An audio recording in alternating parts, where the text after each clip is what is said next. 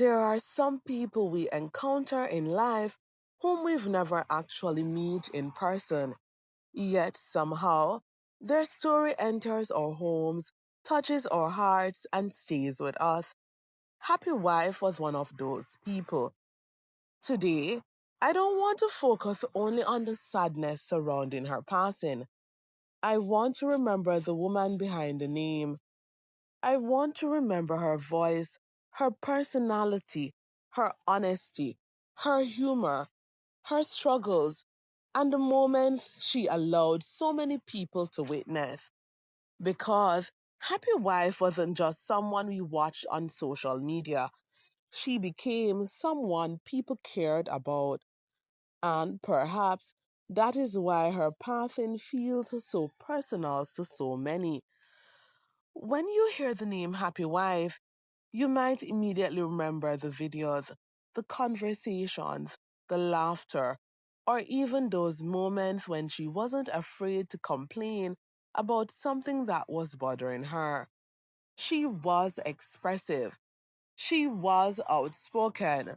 She was human. She didn't present a perfectly polished life where everything was always wonderful. She allowed people to see moments of frustration, disappointment, happiness, pain, and vulnerability. And maybe that's one of the reasons people connected with her. Because real life isn't perfect, marriage isn't perfect, people aren't perfect, and Happy Wife never needed to pretend that everything was. But today, looking back at her journey, there's something else that deserves to be remembered: the love that surrounded her, especially the support of her husband, Chris.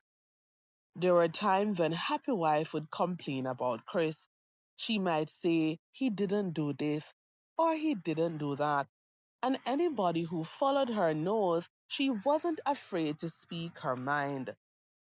But when I look at the bigger picture, I believe Chris deserves recognition. Because when things became difficult, he was there. When sickness entered the picture, he was there. When the journey became frightening and uncertain, he was there. And sometimes love isn't demonstrated by saying the perfect words. Sometimes love is simply staying, showing up, being present when life becomes uncomfortable, being there when the laughter disappears and the situation becomes serious. That kind of love matters. And Chris, regardless of whatever imperfections may have existed in their relationship, because every relationship has imperfections, appeared to stand beside his wife during some incredibly difficult moments. That should not be overlooked. But there is another reason Happy Wife's story has stayed with me. Her life reminds us how quickly everything can change. One minute we're complaining about something small. We're upset because somebody didn't call. We're angry because our spouse forgot something. We're worrying about what people said about us. We're arguing over things that in the moment feel enormous. And then life happens.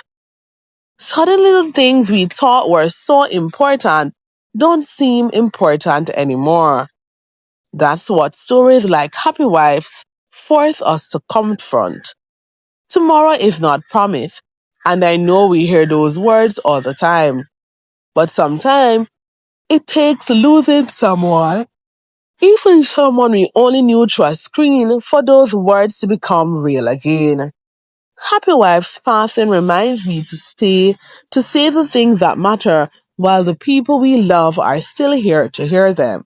Say I love you. Say thank you.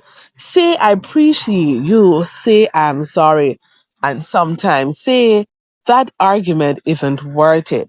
Because there will come a day when the video stops, the phone doesn't ring, the familiar voice becomes a memory, and suddenly we would give anything for one more ordinary conversation, one more laugh, one more complaint, one more moment. And that is why today shouldn't only be about how Happy Wife died. It should be also about how she lived. She lived loudly enough for people to remember her. She shared enough of herself for strangers to care. She created memories that will continue circulating long after she's gone. And somewhere right now, someone who never met her personally is probably watching an old video and smiling. Think about that. That is part of the legacy of this generation. Sometimes our memories don't only live inside photo albums anymore. They live in videos. They live in voice recordings. They live in comments. They live in little moments captured on a phone that seemed ordinary when they were recorded, but became priceless after someone is gone. And for Chris and her children, who truly knew and loved Happy Wife, those memories must carry an entirely different weight today. They may remember the moments the public never saw, the quiet conversation, the private jokes, the routines, the small acts of care, and the simple days that never seemed important enough to record. Those are often the memories that remain the longest. So to Chris, I hope he finds strength in knowing that he was there.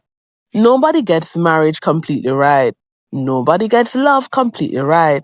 But being present for someone during their darkest moments means a lot.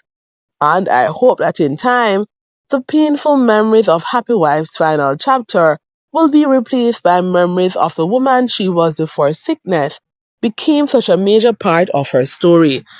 The laughter, the personality, the conversation, the disagreement, the ordinary days. Because sometimes after losing someone, we realize something beautiful. The ordinary days were actually the extraordinary ones. And to everyone watching this tribute, perhaps Happy Wife has left us with one final lesson without ever intending to. Don't wait until somebody becomes a memory to celebrate them. Don't wait for a funeral to tell everyone how wonderful someone was. Don't wait until they're gone to post a photograph. Don't wait until you lose them to suddenly remember everything they did for you. Give people their flowers while they can still smell them. Love people while they can still feel it. Appreciate people while they can still hear it. And forgive where forgiveness is possible. Because life is simply too unpredictable to spend all of it holding on to things that won't matter in the end. Happy Wife's journey has ended, but the conversation surrounding her life will continue. And maybe that's another kind of legacy. She made people laugh. She made people talk. Sometimes she made people disagree. Sometimes she made people shake their heads, but she made people feel something. And now she has made many people stop and reflect on life itself. So today, instead of saying only goodbye, Happy Wife, I want to say something more. Thank you, Happy Wife. Thank you for the laughter. Thank you for the honest. Thank you for allowing people into parts of our life.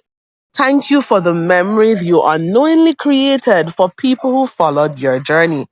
And thank you for reminding all of us that behind every social media account is a real human being, living a real life, fighting battles that sometimes the camera cannot fully capture.